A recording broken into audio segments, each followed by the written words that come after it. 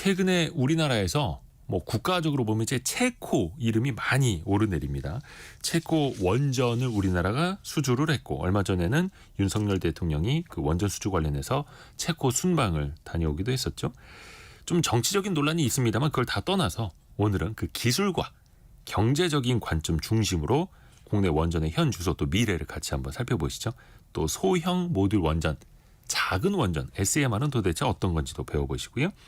중앙대학교 에너지 시스템 공학부 정동욱 교수와 함께합니다. 교수님 안녕하세요. 네, 안녕하세요. 와주셔서 고맙습니다. 네, 반갑습니다. 근데 사실 그 이번에 체코 원전 수주가 되게 국가적으로 중요했던 거잖아요. 네.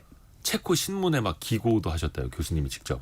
근데 좀 급한 마음에 이제 막판에 가가지고 6월 말 7월 초쯤 돼가지고 어떤 상황이 전개될지 모르는데 뭐라도 좀 해야겠다라는 그런 마음에 뭐 기고를 하나 보냈는데 다행히 실렸더라고요. 그래가지고 감사하게 생각하지요. 네. 뭐 어떤 내용이었나요? 혹시? 그게 우연치 않게 제가 현대백화점 무역점을 갔었는데 네. 거기 이제 옥상에 전시하는 데가 있어요. 거기 예. 보니까 이제 프라하의 꿈이라는 걸 주제로 해가지고 체코의 문화 예. 이걸 소개하는 전시회를 하더라고요. 네. 그걸 보고서는 체코가 문화 강국이고 체코가 사실은 굉장히 문화 강국이거든요. 거기 안톤 드보르작의 신세계 교향곡, 스메타나의 나의 조국에 나오는 푸른 도나우강, 우리 귀에도 굉장히 익숙하거든요. 예, 예. 그 다음에 변신을 쓴 프란츠 카프카, 이 문학가들도 유명하고요. 예, 예. 뭐 그런 생각도 들고 또 우리나라 서울에서 가장 중심지인 또 강남에서 그걸 한다는 게 좀 체코에 알려야겠다. 우리가 이렇게 사실 체코에 친숙하다 이런 걸 알리고 싶다 해가지고 그걸 바탕으로 해가지고 체코의 원전이 우리나라를 선택해야 되는 이유 뭐 이런 걸 중심으로 해서 좀 썼지요. 네. 문화적으로도 그렇고 그걸 또 이제 에너지 시스템 전문가로서 전문성을 갖고 또 이제 기고를 하신 거고 많이 노력을 하셨네요. 감사합니다.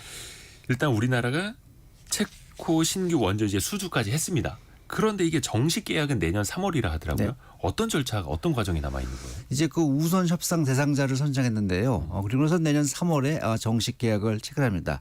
이렇게 생각하시면 편리합니다. 이제 앵커님도 이제 자동차를 살 적에 내가 뭐 현대를 살지 아니면 뭐 외제차를 살지 네. 뭐 이런 걸 좀 고민하시지 않겠습니까? 네. 그다음에 뭐 현대를 산다 하더라도 이걸 뭐 그랜저를 살지 소나타를 살지 뭐 이런 걸 또 고민하실 거 아니겠어요? 네. 그러다가 이제 뭐 하나를 결정하겠죠. 우리 가족과 그다음에 나의 가진 예산 규모라는 걸 봐서 그러고 나서 이제 판매장 가서 이제 논의를 할 적에 한 차종을 선택한다 하더라도 거기에 여러 가지 패키지가 있죠. 뭐 스포츠 패키지를 넣을 것이냐, 세이프티 패키지를 넣을 것이냐, 럭셔리 패키지를 할 것이냐. 그래가지고 우선 협상 대상자를 결정했던 건 뭐냐면은 내가 어느 차를 사겠다. 라고까지 결정을 한 거고요. 이제 가서 구체적인 패키지를 결정하는 것입니다. 왜냐하면 원전은 굉장히 거대한 시스템이에요. 그래서 다양한 패키지가 들어가거든요.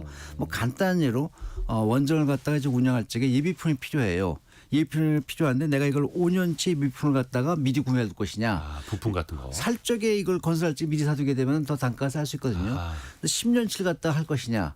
그다음에 내가 거기 이제 운전 조종실에 거기에 보면 냉방실 잘 갖춰야 되거든요. 예. 좀 더 고급 제품을 할 것이냐. 냉방 제품까지도. 예를 들자면은 예. 예를 들면 거기 건물 지는 것도 약간 좀 더 외관을 갖다 좀 럭셔리하게 할 것이냐. 우리도 항상 그렇지 않습니까? 무슨 럭셔리하게 하면 아니 우리가 굉장히 소탈하게 할 것이냐. 그런 자세한 걸 결정합니다. 세부적인 거. 네, 자세한 걸 결정합니다. 그리고 거기에는 그것뿐 아니고 뭐 계약에 따른 하자 보조는 어떻게 할 것이냐. 그다음에 또 하게 되면은 정확하게 이제 준공 시점은 뭐 언제까지인데 구체적인 공사 일정. 그다음에 우리가 돈을 받는 시기도 정합니다. 언제 해가지고 페이먼 스케줄도 우리가 받고요. 그래서 다양한 그런 구체적인 걸 정하기 때문에 계약서는 굉장히 방대해요. 제보건데 수백 페이지는 훨씬 넘고요. 뭐 거의 한 1000페이지 가까지 않을까. 계약서가요? 그럼요. 그런 걸 갖다가 이제 상호간에 의논해서 그걸 결정하게 되지요. 네. 그것도 뭐 법률 자문도 받아야 될 거고 문구 하나하나 단어 하나하나 잘 선택을 해야 되는데 그렇죠. 예. 그게 수백 페이지, 1000페이지에 달하는 계약서라면은 그렇죠. 와 어마어마한 작업이네요. 예, 이게. 그렇죠. 그러니까 그 시간이 그 정도 걸리고요.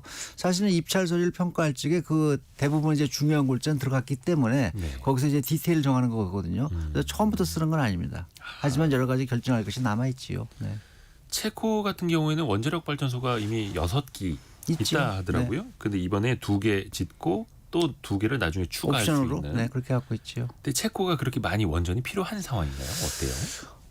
체코는요, 그 원전이 차지하는 전력 생산 비율이 37% 정도 됩니다. 40% 좀 안 되거든요. 예. 우리나라보다 많습니다. 우리나라가 이제 30%좀 원전이 되는데 우리나라보다 원전 발전량이 많은데 불구하고 2050년까지 원전 발전 비중을 갖다가 50%로 가져가겠다라는 게 체코 정부의 목표고요. 그다음에 원전을 이번에 이제 실질적으로 우리하고 계약을 맺어서 건설하고 운영하게 되는 체코의 전력회사는 세스. CG, 세스라는 회사인데 네. 그 회사는 2040년까지 탄소 중립을 해보겠다라고 나오고 있거든요. 그러니까 원전을 갖다가 계속해서 지을 수밖에 없는 그런 상황이지요. 어허, 그러네요. 원전 발전 비중을 50%까지 높이겠다라는 게 이제 체코의 목표이고, 근데 이제 우리나라가 주로 이제 맞붙었던 경쟁 상대가 프랑스 아니었습니까? 그렇죠. 프랑스는 자국 내에서도 원전 발전 비중이 굉장히 높고 높죠. 거의 세계적으로도 가장 높은 걸로 알고 있는데 예. 기술력도 높고요. 그럼요.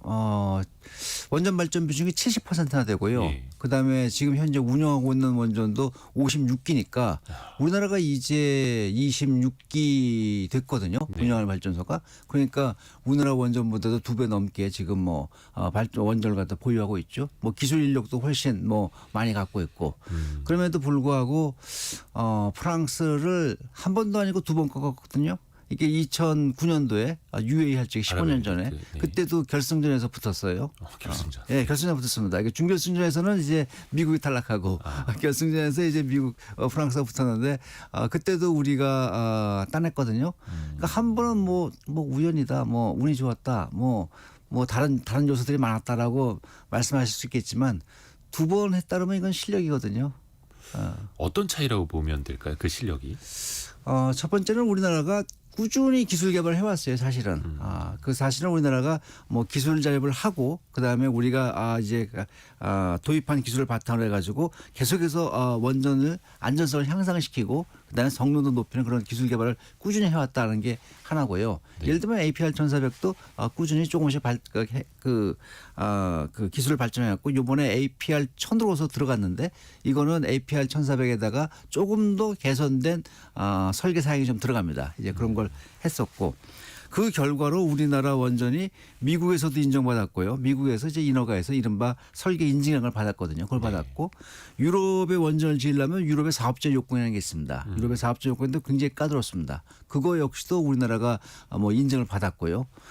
그런 기술력을 바탕으로 한 데다가 우리나라는 원자력 산업 인프라가 매우 좋습니다. 왜냐하면 21세기 2000년대에 들어서도 우리나라는 꾸준히 원전을 좀 지어왔거든요. 과거 한 5년간 우리가 좀 침체기가 있었지만은 그래도 다양스럽게도 그 5년만 있었기 때문에 우리나라가 계속해서 이제 원전 인프라를 갖고 있었던 반면에 프랑스 같은 경우에는 자국 내 원전을 갖다 마지막 지은 것이 1998년으로 제가 기억해요. 그러다가 거의 한 20년 동안 원전을 짓지 않다가 핀란드의 오킬로후토 그다음에 자국 내 프라망빌 그걸 갖다 시작을 합니다. 그러니까 거의 한 재보건대 거의 한 10년 정도는 공백기가 있었어요. 그 공백기 기간 동안에 프랑스의 그 원자력 산업 인프라가 많이 훼손됐다. 그렇지 않겠나 이렇게 보고요. 미국도 마찬가지예요. 미국도 뭐 보글 원전이 오래 준공했는데 거의 30년 만에 처음으로 들어온 거거든요. 그러니까 이제 사실은 원자력 발전소를 건설하려면 상당한 인프라가 필요한데 그런 인프라의 측면에 있어서 서방 세계에서 볼 적에 100%이 공급망을 갖춘 거는 거의 우리나라가 유리해요. 뭐 중국과 러시아는 이제 별개죠. 그 나라들은 독자적으로 이제 서플라이 체인을 갖고 있으니까. 근데 그런 관점에 있어 가지고 꾸준한 기술 개발과 그다음에 우리가 갖고 있는 탄탄한 인프라가 배경이 됐다. 라는 말씀 드리고 싶어요. 뭐 전쟁 중인 러시아나 뭐 중국이나 이런 나라들은 유럽 시장 진출하기는 뭐 사실상 좀 불가능에 가깝고 우리랑 또 실력자인 미국, 프랑스 항상 이렇게 어디 가도 1, 2, 3등 결승전에서 붙는 건데 그렇죠. 프랑스 같은 경우는 기존에 그 해외에서 건설하던 것도 뭐 납기를 제대로 못 맞추고 뭐 이런 경우들도 좀 있었다 하더라고요. 오킬로후토 3호기가 이제 대표적인데요. 제 기억에 13년 한땐 뭐 12, 13년 정도 공사가 좀 딜레이 됐습니다. 물론 공사가 딜레이 됨에 따라 가지고 연기된 게 10년 이상인 거예요? 네, 맞습니다. 예. 연기된 게. 예. 그 원래부터 계획했던 게 10년인데 3년 연장된 게 아니라 맞습니다. 제가 기억하건대는 2005년에 공사를 시작해 가지고 2012년에 준공을 갖다 목표로 했는데 2024년 올해인가? 네, 작년인가에 뭐 준공했으니까 상당히 지연이 됐죠. 지금 아니 무슨 뭐 중세 시대 무슨 성당을 재건하는 것도 아니고 그렇게까지 오래 걸리나요? 이게 첫 번째 발전소를 지을 적에 생각하지 못한 이제 변수들이 많이 돌출하게 됩니다. 그리고 그다음에 내가 이제 거기에 기기 설비를 넣었는데 네. 그것도 이제 서플라이 체인이 완성되지 않으면은 이 기기를 내가 시장에서 구매하거나 또는 제작해서 납품할 수 있겠다고 생각하는데 타이밍을 놓치게 되거든요. 그렇기 때문에 딜레이가 발생하게 됩니다. 그래서 첫 번째 건설을 갖다가 한번 이걸 쫙 해봐야지만이 이걸 확신을 하거든요. 근데 그런 면에 있어가지고 프랑스가 처음에 자신들이 예상했던 것보다 많이 빗나간 것이지요. 네. 오히려 그런 이제 안 좋았던 사례가 우리한테는 또 유리하게 작용한 걸 수도 있겠네요. 그렇죠. 예, 그 이번에 체코에 우리가 이제 수출하는 원전이 APR 1000이라고 맞습니다. 예. 하는데 이게 뭐 기성품도 아니고 이제 뒤에 붙는 숫자가 뭔지도 잘 좀 어려운데 어떤 원전인지 쉽게 좀 설명 좀 해주세요. 우리나라의 그 브랜드 원전은 뭐냐면 APR 1400이거든요. 어드밴스드 1400. 파워 리액터 그러니까 뭐 개선된 원전 1400이다 이렇게 부를 수가 있는데 1400은 이제 원자력 발전소의 설비 용량이에요. 그러니까 1400메가와트를 하거든요. 네. 1400메가와트급 원전이면 이제 세계적으로도 뭐 상당히 규모가 있습니다. 미국, 프랑스 거보다는 조금 작지만. 근데 체코에 들어가는 거는 그 1400짜리를 갖다가 1000으로 다운사이즈 한 겁니다. 왜냐하면 그 체코가 필요로 하는 전력 수요가 있거든요. 그 전력 수요에 맞추고 그다음에 또 내륙에 짓거든요. 내륙에 짓게 되면 아무래도 대용량을 하기가 좀 기술적으로 어려운 점이 좀 있습니다. 그러니까 이제 1000메가와트 정도가 적정한 수준인 것이죠. 그래가지고 그걸 다운사이징하고 거기다가 몇 가지 좀 개선된 설계 사양을 좀 더 추가한 것입니다. 발전 용량을 현지에 맞게 조금 이제 다운사이징. 맞습니다. 예. 그러니까 그 엔진 배기량을 조금 이제 다운사이징 하듯이. 맞습니다. 예. 근데 참 이 원전 하나 지을 때 기본 한 10년 이상을 잡아야 됩니까? 그 과정도 맞습니다. 굉장히 뭐 길죠.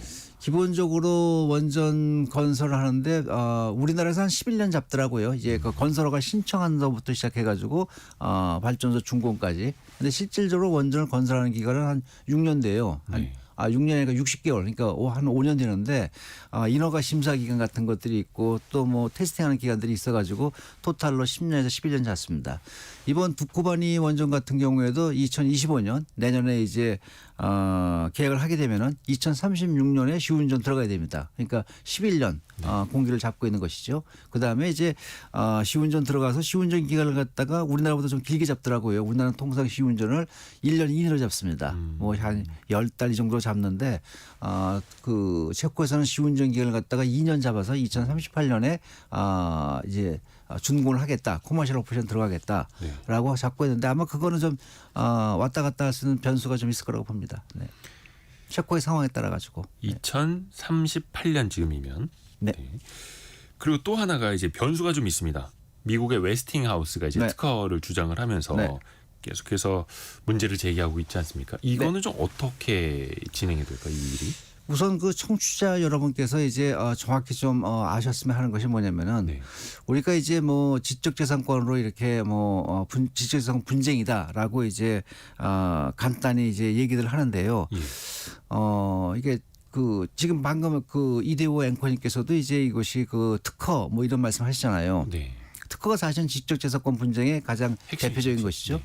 근데 특허는 유효 기간이 20년이에요. 20년. 예, 특허는 20년입니다. 근데 저희가 이제 당시에 ABBC 지금 웨스팅하우스에 합병됐지만은 그 당시에 이제 우리가 라이센스 어그리먼트라 그래가지고 ABBC가 갖고 있던 기술 소유권을 갖다가 우리가 사용할 수 있는 권한을 취득할 적에 사용권. 예, 사용권을 취득할 적에 그게 1997년이었는데 그럼 그 당시에 만약에 특허가 포함되어 있었다면은 그건 이미 다 공개 기술이에요.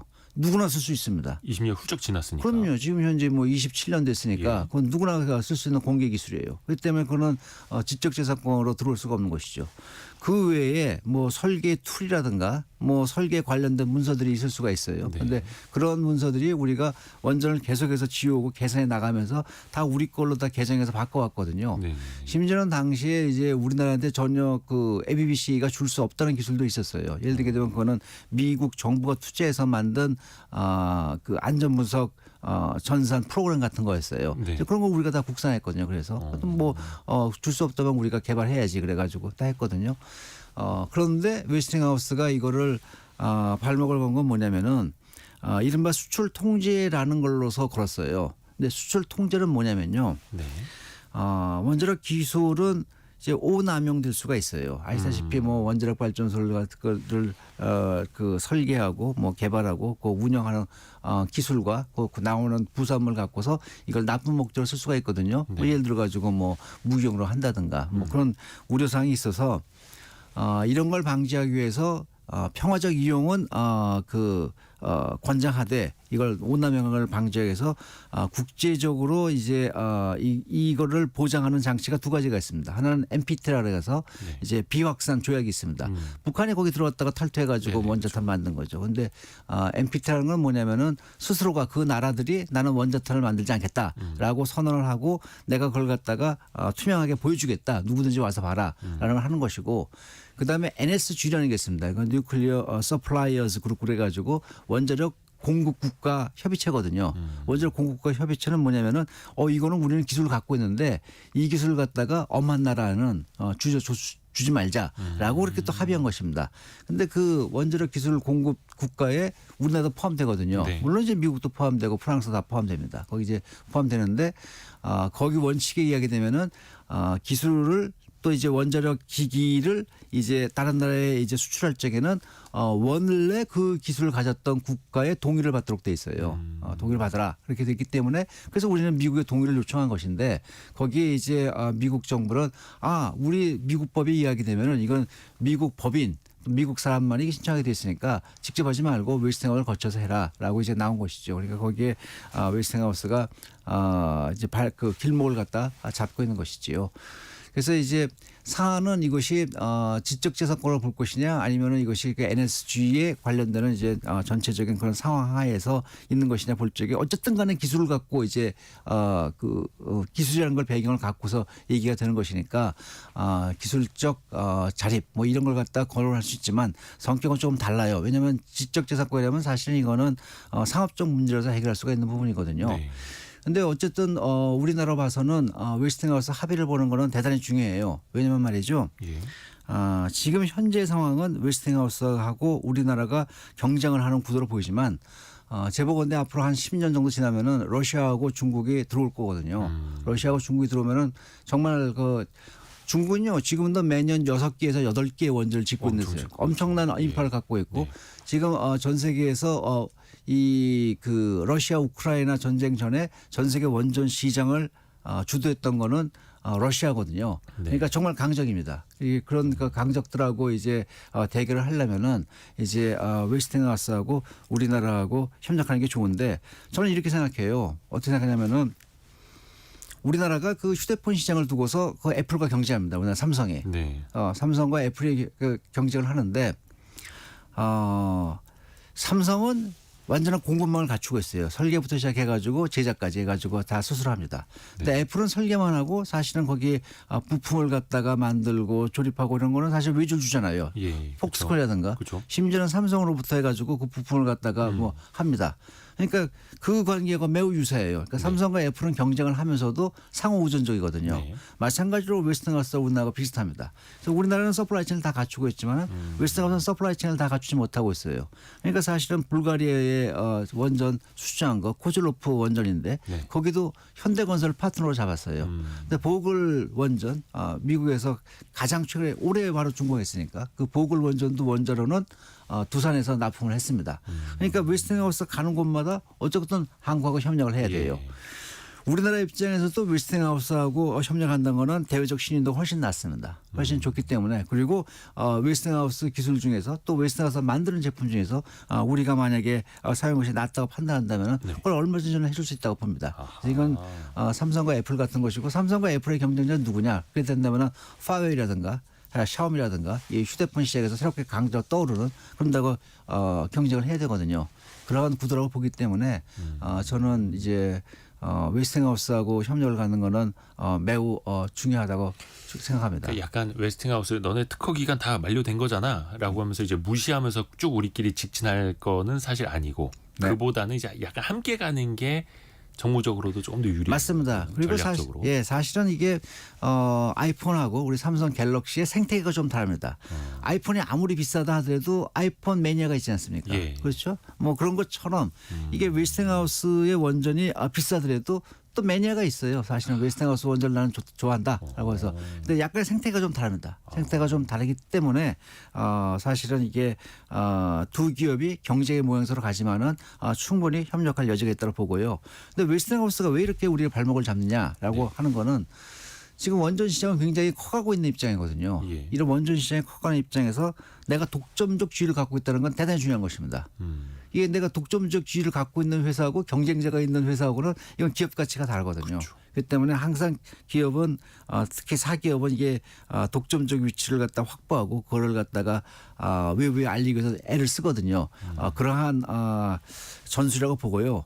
그리고 어찌 보게 되면은 지금 웨스팅하우스는 폴란드에서 원전을 수주했어요. 토탈 6개인데 3개는 이미 뭐 계약으로 가는 것 같더라고요. 이렇게. 네. 그 원전이 2033년에 준공하는 것이 목표입니다. 예. 그게 우리나라는 2036년이거든요. 거의 동시에 진행이 돼요. 동시에 진행을 될 적에 이제 유럽에 일어나는 걸 쳐다볼 거라고요. 이제 정말로 이제 폴란드에 짓는 이제 웨스팅하우스 프로젝트하고 체코에서 짓는 우리나라의 프로젝트하고 이게 정말 잘 굴러가는 것인가? 누가 잘하나. 맞습니다. 예. 그런 경쟁 구도를 누가 좋아하겠어요. 특히 웨스팅하우스 입장에서 볼 적에. 부담스럽다는 거죠. 부담스러운 것이죠. 그러니까 어떻게든 간에 이걸 좀 배제하겠다고 그런 전략으로 나오는 것인데 좀 더 길게 봤으면 좋겠어요. 뭐 10년, 20년 길게 본다면은 웨스팅하우스도 충분히 생각을 달리할 텐데 아쉽게도 이제 웨스팅하우스는 사기업이고 그 기업 구조 자체라는 것이 굉장히 단기적 그 목표를 좀 추구하는 그런 경향이 있는 것 같더라고요. 그렇죠. 그러다 보니까 지금 이거를 붙잡고 있는데 저는 어떠한 방향 간에 해결될 것이고 해결될 수밖에 없다라고 생각합니다. 또 하나 많은 분들이 이제 궁금해하시는 게 약간 이제 너무 저가에 수주한 것 아니냐 좀 논란도 일부에서 있기는 한데 이게 특히 이제 유럽 지역에서 가서 지어야 되는데 또 체코가 현지 기업 한 60%는 참여하게 해달라 이런 또 요구가 있지 않습니까? 그런 거 다 맞춰주면서 해도 과연 수익이 남겠느냐? 이거 교수님은 어떻게 보세요? 실제 그 덤핑이라는 용어는 잘못됐고요. 왜냐하면 네. 덤핑은 우리나라에서 짓는 것보다 우리나라에서 판매하는 것보다 싸게 판매할 적에 싸게 수출할 적에 그걸 덤핑이라고 부릅니다. 그래서 네. 덤핑 관세를 때리는 것이지요. 그 가격 밸런스를 맞추기 위해서.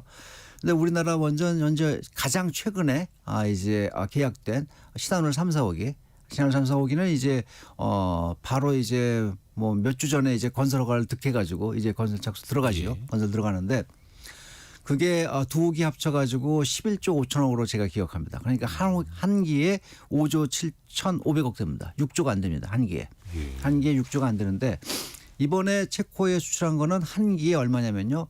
12조 원이 규모예요. 그러니까 12조 원을 갖다 아마 상한으로 해가지고 거기에 어떤 옵션을 하나에 따라 가지고 약간 조정은 되겠지만은 제보건데 10조는 가뿐히 넘을 거라고 봐요. 이게 한 기에. 그렇다면은 이거는 덤핑이라고 얘기할 수 없죠. 근데 이걸 덤핑이 아니다라고 또 얘기하고 뭐 그러면은 체코 입장에서 별로 안 좋아하죠. 이게 뭐 이거 우리가 바가지 쓴 거 아니냐. 너네 나라에서 하는 것보다 우리한테 더 많이 받았어. 그렇죠, 이럴 수도 있는 그렇죠. 거죠. 그러니까 이제 하지만 이제 체코에 진다는 거는 이대호 앵커님 말씀하셨듯이 뭐 수송비도 있고 또 유럽이라는 노동 환경, 유럽이라는 또 규제 환경에 또 맞춰야 되니까 거기엔 당연히 추가적인 비용이 들어가죠. 그래서 이걸 반영해서. 맞습니다. 그러니까 이걸 갖다 체코 정부에서 right price 적정가다라고 얘기하는 것입니다. 그래서 이건 적정가로 수출한 것이 우리가 이렇게 비싸게 받은 것도 비싸게 받다 그러면 누가 좋아하겠습니까? 그 적정가로 한 것입니다. 이게 참 그 기준점을 상대 비교점을 어디에다 두느냐에 따라서 되게 달라지는 것 같아요. 국내에서 생산하던 가격하고 비교해 보면 적정 가격으로 받은 것 같은데 아니 프랑스나 미국이 제시한 가격보다는 터무니없이 우리가 싸게 들어간 거 아니냐 또 이렇게 볼 수도 있는 관점이 있잖아요.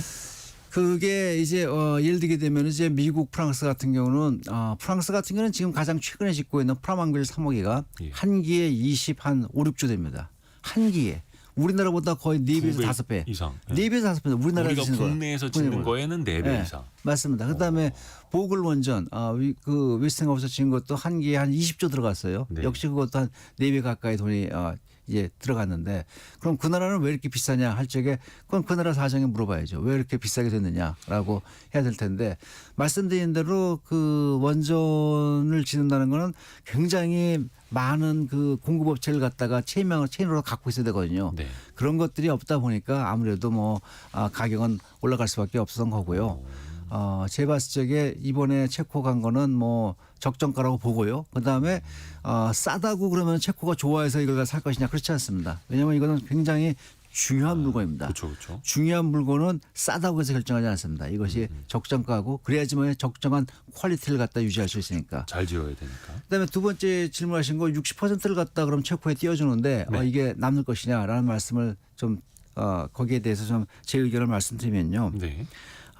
현지화를 주장한다는 걸 갖다 우리가 비난할 수 없습니다. 우리나라도 원자력 발전소 맨 처음에 들어올 적에 항상 로컬리제이션, 그쵸, 현지화를 갖다 굉장히 강조했거든요. 우리 기업들도 같이 일감 받게 그럼요. 해달라. 그건 뭐 당연한 어느 것입니다. 나라나 그러죠. 어느 당연한 나라나. 것인데 그런 비율이 뭐 60%가 될 것이냐, 50%될 것이냐, 몇 프로 될 것이냐는 그거는 어떻게 결정되냐면 실질적으로 공사 들어가서 합니다. 이번에 저는 그 한국석 우리 팀 코리아 한수원이 이제 그 입찰 조건에 걸면서 매우 현명한 제시를 했다고 생각합니다. 뭐냐면 어떤 걸 제시하냐면 체코가 60%를 요구하니까 네. 국제 입찰에 붙이겠다라고 했습니다.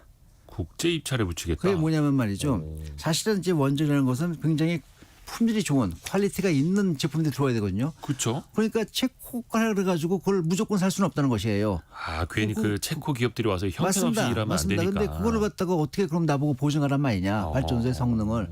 그래가지고 한소희 내세운 게 뭐냐면은 한국 기업체, 체코 기업체 다 국제 입찰해가지고 그 중에서 적정을 선정해서 하겠다. 그러니까 체코 정부 입장에서 할 말이 없죠. 그거는. 그건 할 말이 너네도 없습니다. 좋은 기술력으로 싸게 만들 수 있어? 맞습니다. 어디 그런 기업 있으면 데려와봐 이런 거예요. 맞습니다. 그렇습니다. 그렇기 때문에 거기서 결정될 거라서 그 비율은 이제 나중에 좀 봐야 될 거고요. 근데 기본적으로 한 30%는 체코의 현지에서 사용이 된다. 기본적으로. 왜냐면은 시공 같은 거 콘크리트를 갖다 우려서 만들어서 날릴 수는 없잖아요. 네, 그렇죠. 그러니까 기본적으로 시공 같은 게 있기 때문에 기본적으로 현지에서 한 30% 정도의 공사비는 떨어지게 됩니다. 그리고 나머지 이제 기자재 들어가는 거 그 비율은 이제 국제 입찰로 하기 때문에 저는 봤을 적에 적정한 수준이 될 걸로 보고 근데 우리나라 기업에서 그걸 갖다가 거부할 필요도 없어요. 굉장히 좋은 기회입니다. 뭐냐면요. 유럽은 거기 유럽이 갖고 있는 기술 스탠다드가 있어요. 기술 표준이. 네. 그 기술 표준에 대해서 우리나라가 익숙하지 않습니다. 근데 이번 기회에 그 기술 표준을 갖다 익숙하게 우리가 만약에 흡수를 한다면은 이건 체코 원전 사업이 아니라 다른 사업. 예를 들어서 뭐 펌프, 파이프, 밸브, 압력용기 이런 걸 갖다가 우리가 유럽에 원전이 꼭 아니더라도 다른 사람에다 진출할 수 있는 교두보가 됩니다. 이게 원전에도 쓰였던 기술력 좋고 그럼요. 안전한 거다. 그럼요. 그렇기 때문에 이 기회에 사실은 이제 체코 현지 기업하고 합작을 하는 것도 저는 나쁘지 않다고 봅니다. 이거는. 그러네요. 교두보 역할도 할 수 있는 거다. 네. 재미나네요.